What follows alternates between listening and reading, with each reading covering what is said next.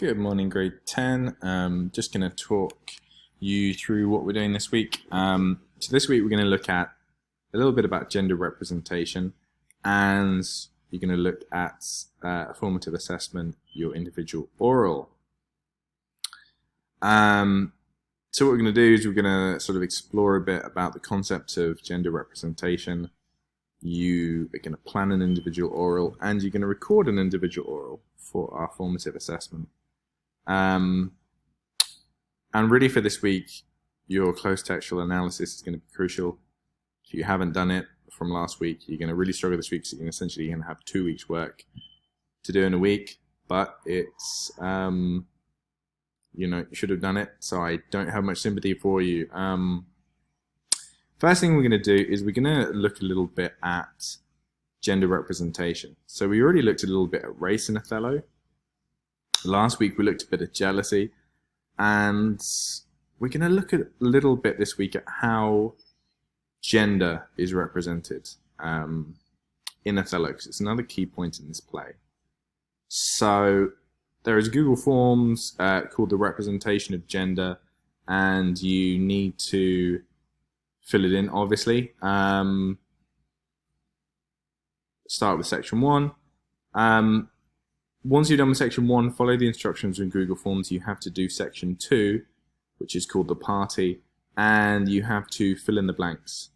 And you can use whichever words you think fit the blanks. Obviously, you have to make sure that it's grammatical, that it makes grammatical sense.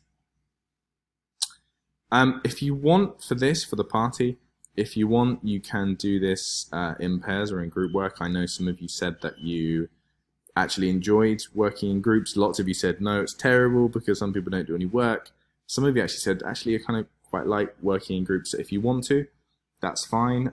You can arrange with your friends. We're going to do this as a group, do it collaboratively. As long as all of you end up filling this in by yourself, it's fine if you've worked in a group together. And then go and complete sections 3 and 5 of the Google Forms, the representation of gender. Okay, so there's the Google Forms to do first. And I don't think it will take you that long. The party doc might take you some time. So when you've done that, activity 2. So you need to take your close textual analysis, which was completed last week. And basically you're using this material based on your close textual analysis, and you're going to be putting it into this Othello individual oral planner. So it's basically like a script, and this script is what you're going to use for your individual oral. So for example, this is act whatever, scene whatever.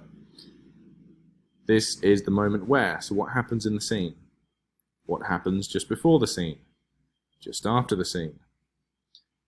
Therefore, the significance of this extract is what? So if you've done your close textual analysis, this part's going to be copying and pasting, literally. What is your thesis statement?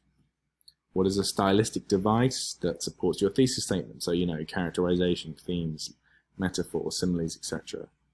Where is textual evidence to support this? And what effect does it have on the audience? Stylistic device 2, stylistic device 3, and in conclusion, in act whatever, scene whatever, Shakespeare shows that your thesis statement. So this will be very, very easy if you've done your close textual analysis. If not, this is going to be a lot of work for you.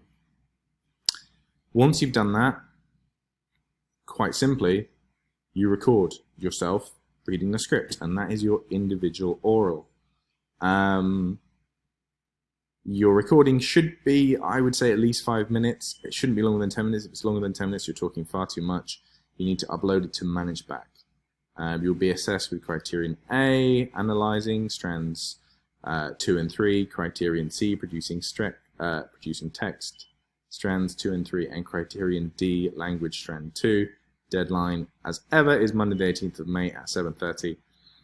This is really important because this is, the individual oral is something you are going to spend a lot of time in the DP preparing for and doing. So the more seriously you take this, your teacher next year will thank you.